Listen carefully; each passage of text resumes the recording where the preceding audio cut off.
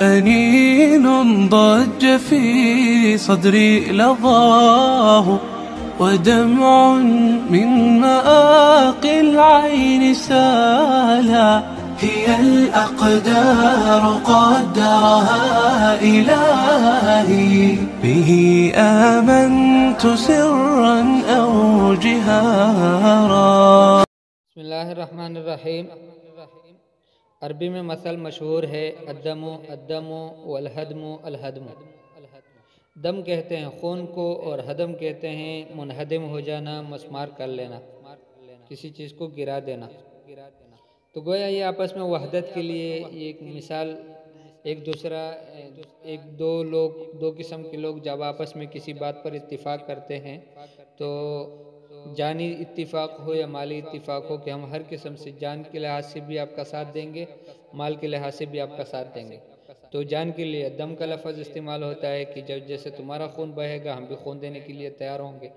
اور ہدم کے لیے یعنی مالی نقصان کے لیے جس طرح تمہارا گھر اگر مسمار ہوتا ہو تو ہم اپنے گھر بھی پیش کریں گے، اس کے لیے بھی ہم تیار ہیں، یعنی ہر حال میں ہم تمہارے ساتھ ہوں گے، اس کے لیے استعمال ہوتا ہے. اب اس کے مختلف قصے ہیں، لیکن سب سے بہترین قصہ جو حضور صلی اللہ علیہ وسلم کا صحابہ رضی اللہ تعالیٰ عنہ کے ساتھ ہے بیعۃ العقبہ کے درمیان. بیعۃ العقبہ الثانیہ یعنی دوسری دفعہ جو بیعت ہوئی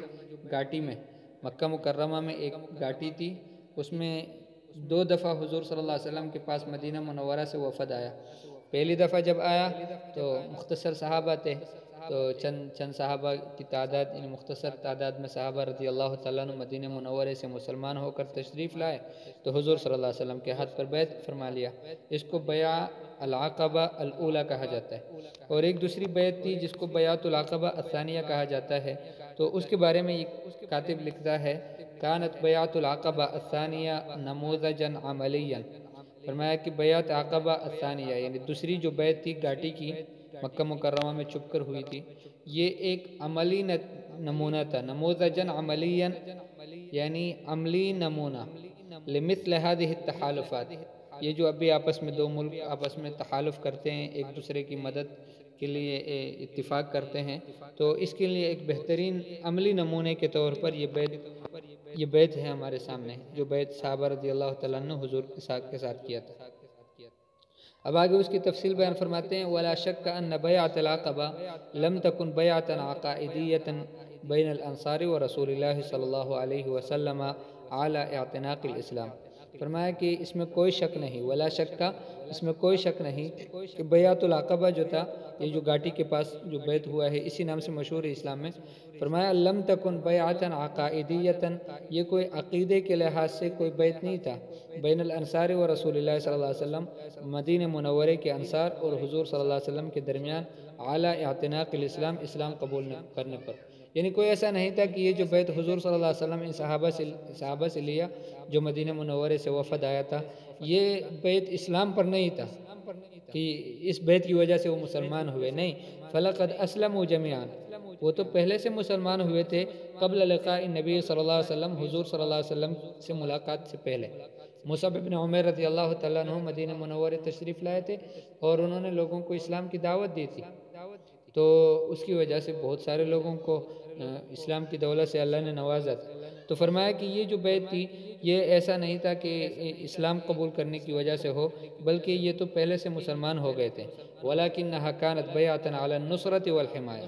یہ بیعت تو اس لیے تھی کہ حضور صلی اللہ علیہ وسلم کی مدد کریں گے اور حضور صلی اللہ علیہ وسلم کی حفاظت کریں گے. حمایہ معنی حفاظت کرنا. كانت تحالفا بالمصطلح العصری، آج کے زمانے میں عربی میں اس کو تحالف کہا جاتا ہے. تحالف جس طرح یہ نیٹو کے بہت سارے ملک آپس میں تحالف کر لیا اور آ گئے بدبخت قسم کے لوگ افغانستان میں، تو اس طرح اس کو تحالف کہتے ہیں.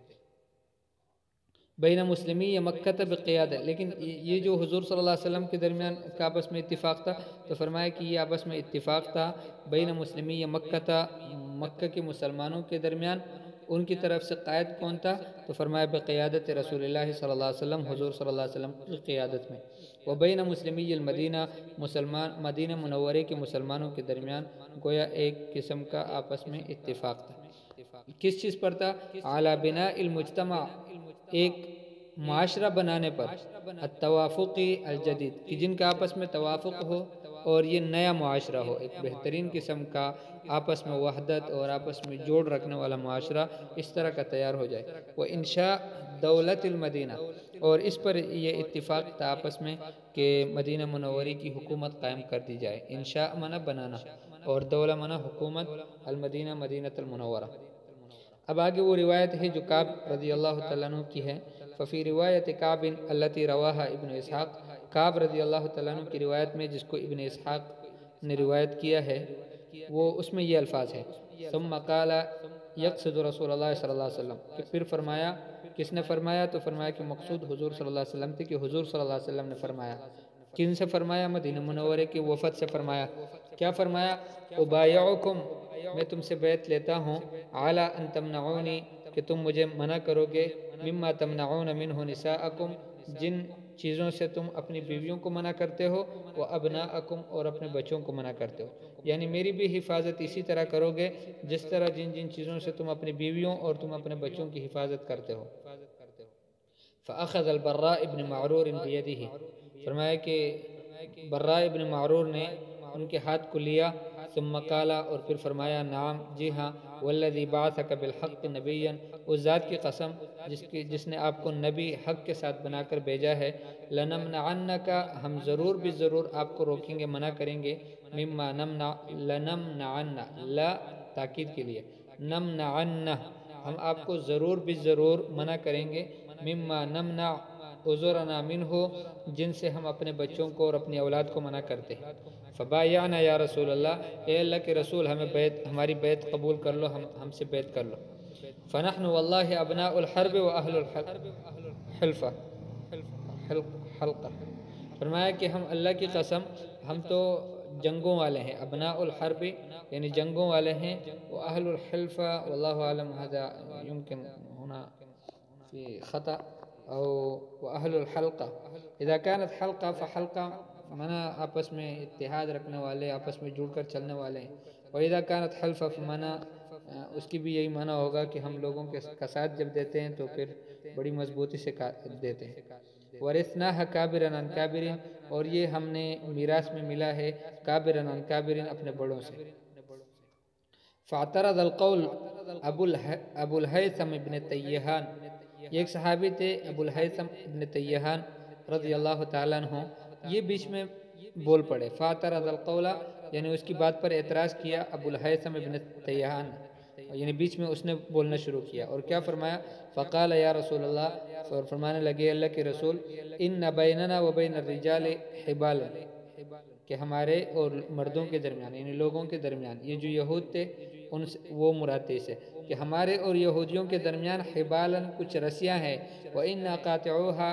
اور ہم اس کو اب توڑنے والے ہیں، ان رسیوں کو کاٹنے والے ہیں، یعنی الیہود، یعنی یہود ان سے مقصود تھا، کہ گویا ہمارے ان سے آپس میں تعلقات اس طرح ہیں کہ آپس میں کچھ اتفاقات ہوئے، کچھ معاہدے ہوئے ہیں آپس میں، تو اب آپ آئیں گے تو آپ کی وجہ سے ان رسیوں کو ہم توڑیں گے، ان سے سارے معاہدے اپنے ختم کروائیں گے، تو کہیں ایسا نہ ہو، فَهَلْ عَسَيْتَ إِن نَحْنُ فَعَلْنَا ذَلِكَ، پھر کیا ایسا تو نہ ہو کہ اگر ہم نے ایسا کر لیا، ثم اظہرک اللہ، پھر اللہ نے آپ کو ظاہر کر دیا، یعنی غلبہ نصیب فرمایا، ان ترجع الی قومک وتدعنا، ایسا نہ ہو کہ آپ اپنی قوم کو واپس چلے جاؤ اور ہمیں چھوڑ دو، یعنی آپ مدینہ منورے میں تشریف لائے، ہم نے آپ کی حفاظت کی، آپ کا بچاؤ کیا، لیکن اس کے بعد اللہ نے آپ کو غلبہ نصیب فرمایا، تو اب غلبہ ملنے کے بعد آپ نے ہمیں چھوڑ دیا، واپس مکہ مکرمہ میں چلے گئے اور اسی کو دارالخلافہ بنا دیا، تو کہیں ایسا تو نہ ہو۔ فتبسم النبی صلی اللہ علیہ وسلم، حضور صلی اللہ علیہ وسلم مسکرائے، ثم قال، پھر فرمانے لگے، بل الدم الدم والہدم الہدم، فرمایا کہ خون کے ساتھ خون ہے اور ہدم کے ساتھ ہدم ہے، انا منکم وانتم منی، ہم تم میں سے ہیں اور تم مجھ میں سے ہو، احارب من حاربتم واسالم من سالمتم، میں اس سے لڑوں گا جس سے تم لڑو گے اور ان سے میں صلح کروں گا، اسالم صلح کروں گا، من سالمتم جن سے تم صلح کرو گے، جن لوگوں سے تم صلح کرو گے ان سے میری بھی صلح ہوگی، اور جن سے تم لڑو گے ان سے میری بھی لڑائی ہوگی، کوئی فرق نہیں ہوگا انشاءاللہ، یعنی حضور صلی اللہ علیہ وسلم نے گویا کامل اتحاد اور اتفاق کی بات کی ان سے کہ میں جب مدینہ منورے تشریف لاؤں اور آپ میری حفاظت کریں گے تو پھر یہ ہوگا کہ اس کے بعد میں بھرپور آپ کے ساتھ ہی رہوں گا، آپ ہی میں سے ایک فرد ہو جاؤں گا۔ اور ایسا ہی کیا حضور صلی اللہ علیہ وسلم نے، بلکہ موت کے بعد تک بھی اللہ کے پیارے نبی حضرت محمد صلی اللہ علیہ وسلم وہ مدینہ منورے کی خوش قسمت لوگوں کے پاس تشریف فرما ہے۔ تو یہ گویا حضور صلی اللہ علیہ وسلم نے ایک بات ان سے فرمائی تھی، الدم الدم والہدم الہدم۔ تو آج بھی جب کوئی کسی سے اتفاق کی بات کرتا ہو نا، یہ اصل مقصود ہے، جب کسی سے اتفاق کی بات کرنی ہو تو ان سے کہا جاتا ہے کہ الدم الدم والہدم الہدم، کہ خون خون کے ساتھ خون اور ہدم کے ساتھ ہدم، یعنی ہم آپ کی جانی مالی ہر قسم کی مدد کے لیے، آپ کا ساتھ دینے کے لیے تیار ہیں۔